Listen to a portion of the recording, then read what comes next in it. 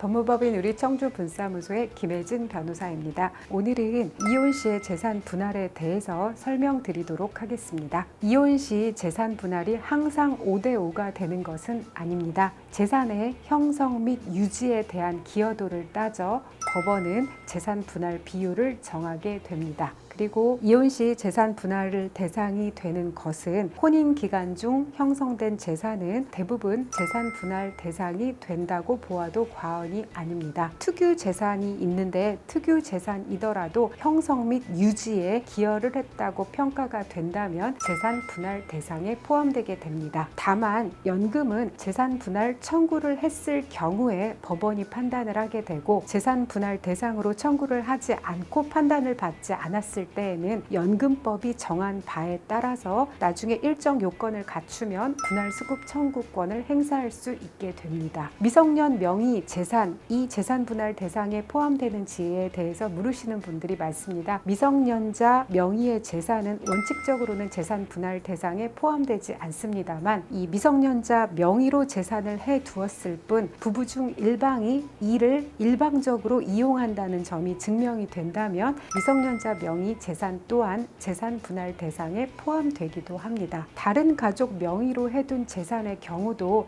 이 다른 가족에게 명의 신탁을 둔 것이고 우리 부부의 재산이다 라는 점이 증명이 된다면 이 또한 재산 분할 대상에 포함되게 됩니다. 그리고 보험의 경우에는 납입했던 보험금이 아니라 이 해지 환급금을 재산 분할 대상으로 산정하게 됩니다. 그리고 예금 채권의 경우에는 혼인 파단 시점 시 보유했던 예금 채권이 통상 재산 분할 대상으로 산정되게 됩니다. 그리고 부동산의 경우에는 변론 종결 시점에 이 가액을 기준으로 해서 따지게 되어서 1심에서의 이 부동산의 가액과 2심에서의 이 부동산의 가액이 차이가 클 때에는 2심에서 이러한 사정을 설명을 해서 다시 감정을 진행하시는 게 바람직한 경우도 있습니다. 그리고 이혼 시에 제3자가 우리에게 명의 신탁했던 부동산은 동일한 법리로 재산 분할 대상에서 제외되게 됩니다. 배우자 일방이 도박 등으로 빚을 진 경우 그 빚은 재산 분할 대상에서 제외되는 경우가 많습니다. 또한 일방이 아파서 보험금을 지급받은 경우나 일방이 최근에 상속재산을 받은 경우에는 이러한 재산의 형성에 기여한 바가 없다고 평가가 되어 재산 분할 대상에서 제외되기도 합니다. 다만 오랜 기간 보유했던 경우에는 유지에 대한 기여도가 인정되는 경우 재산 분할 대상에는 포함이 되되 재산 분할 비율에서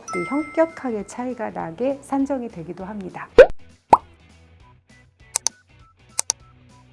제가 진행했던 사례 중에는 이혼 판결을 받고 난 뒤에 이 상대 배우자가 이에 대해서 불복하여 3, 4년 동안 재판을 받으신 분이 있었습니다. 제가 그 상대방 배우자 분을 보면서 느꼈던 것은 어떤 분들은 상대방에 대한 원망 등으로 인해서 이 법에서 예정한 결과 이상을 도출받으려 하시는 분이 있습니다. 그런데 결혼은 행복하기 위해서 선택을 했듯이 이혼 또한 행복하기 위해서 그 다음 단계로 나아가는 것이라고 저는 생각을 합니다. 변호사가 정당한 결론 도출을 위해서 열심히 법리 주장을 하고 판사는 숫자 하나하나를 계산하면서 올바른 결론을 도출하기 위해서 노력을 하고 법원은 사회 흐름을 반영한 정당한 결과를 도출하기 위해서 연구하고 있습니다. 이러한 노력들이 집약되어 판결문 하나가 형성되는 것입니다. 원치 않게 이혼을 하는 상황이 되었더라도 인정할 것은 인정하고 다음 단계로 나아가야 그 다음 인생을 더 잘 살아갈 수 있는 것 같습니다. 어떤 분들은 이혼 상황에 처하게 되었을 때 갈등 상황이 힘들어서 불리한 조건임에도 불구하고 무조건 합의를 하려는 분들이 계십니다. 이런 분들께 조언해 드리고 싶은 것은 지금 문제를 제대로 해결을 해야 인생의 다음 단계에서의 다른 문제를 예방할 수 있다는 것입니다. 법원은 원칙에 따른 결과를 도출해 주는 곳입니다. 합의로 해서는 억울한 상황일 때에는 법원의 도움을 요청하셔도 됩니다. 이상은 법무법인 우리 청주분사무소의 김혜진 변호사입니다.